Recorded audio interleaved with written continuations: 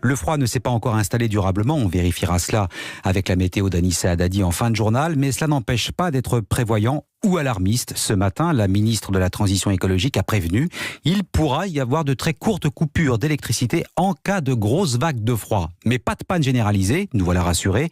On s'est quand même tourné vers RTE, le réseau qui gère la distribution, pour comprendre, et il y a des explications, Élise Dangean. Oui, RTE qui alerte depuis un moment quant aux difficultés que pourrait rencontrer notre réseau électrique cet hiver, et pour cause, la pandémie a complètement bousculé le planning de maintenance des réacteurs nucléaires. Et si le mois de décembre devrait plutôt bien se passer, notamment grâce au confinement qui permet de faire baisser la consommation d'électricité, il y a une inquiétude pour les mois de janvier et février, explique Jean-Paul Roubin, directeur d'exploitation de RTE. On a un risque plus important.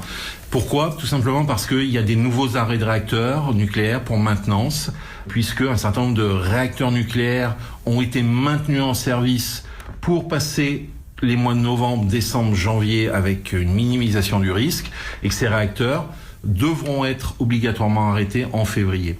Et puis on a aussi une incertitude sur la consommation, que ce soit vis-à-vis des conditions météorologiques qu'il y aura dans ces mois-ci, mais aussi liées à l'évolution des mesures sanitaires. Alors pas de panique, les coupures locales, même très courtes, ne seront utilisées qu'en dernier recours. RTE compte notamment sur les importations chez nos voisins. Elles permettraient de récupérer jusqu'à 9000 mégawatts. Une légère baisse de la tension sur le réseau est également envisageable. Élise Dangean.